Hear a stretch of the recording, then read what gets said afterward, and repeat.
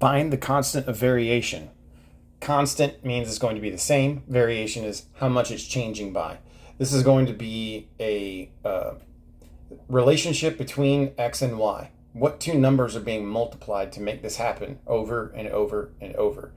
So this is also coming down to finding a unit rate, like a unit rate of proportionality. How is it changing for every one? And there's two ways that we can go about doing this. And anytime that you're looking for a constant of proportionality, it's going to be the change in y divided by the change in x, much like the slope formula. But whenever we're also talking about finding the constant of variation or constant of proportionality, you can also use a proportion to find a unit rate.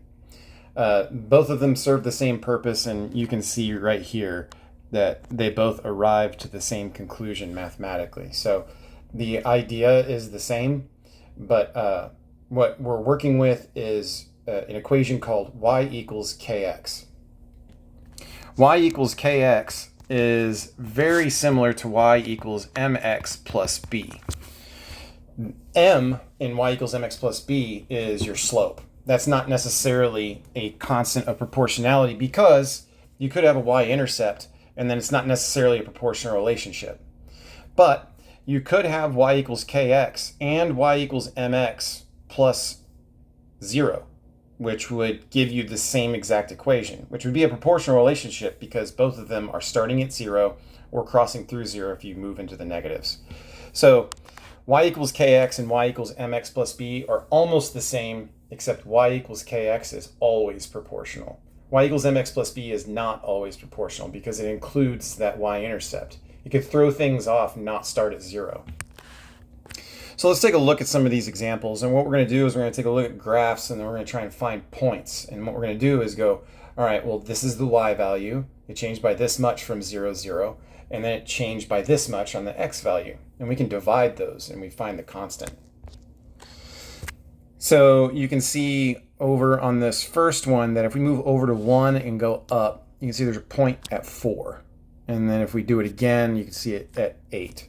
And here's why we're doing that. We know that it's going to be a change in y, change in x. And the reason that we're able to do this so easily is because we know that this is starting at 0, 0. It's a constant of variation. So this is to acknowledge proportional relationships. Proportional relationships always start at 0, 0. You can see in both of these examples, that's exactly what's happening. So in the first point, you can see it's changing by 4 for the y value. And you can see on the x value, it's changing by 1, giving us a constant of variation of 4. That means we have an equation of y equals 4x. That constant of variation is going to be 4.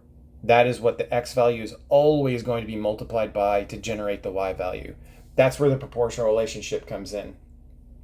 So if we moved over to 2, you see it's 8. So change in y was 8. Change in x was 2. Look at that, you still get 4. So whenever we're talking about change in y, change in x for constant of variation is because it's starting at 0, 0. It's very easy to account by how much it's rising and how much it's running. So same thing on the second one. We're going to move over. I can see that it's not crossing through an actual point on 1. So I'm going to move over to 2, and it's going to be 5. Cool. And if we wanted to, we could see it's probably going to cross through at 4, 10. We know that we're able to make these kinds of predictions because we know it's a constant of variation. It's a constant of proportionality. So if it's changing by this, if it's changing by 5 for every 2 attendees, then we know it's going to be changing by 10 for every 4 attendees. But just to make sure we're going through the process correctly, we're starting at 0, 0, and we're checking to see how much that first point changes by. Well, we can see it changes by 5. You can see we had to go up 5.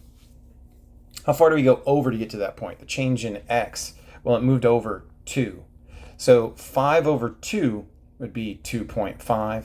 We could also leave it as 5 over 2 since it's a slope. But at the same time, we are looking for a constant of variation. So y equals 5 halves x or y equals 2.5x. Either way, it's going to get you the same thing. The only reason that we would avoid decimals is because of thirds, non-terminating decimals, etc. So fractions are okay when we're talking about this kind of stuff.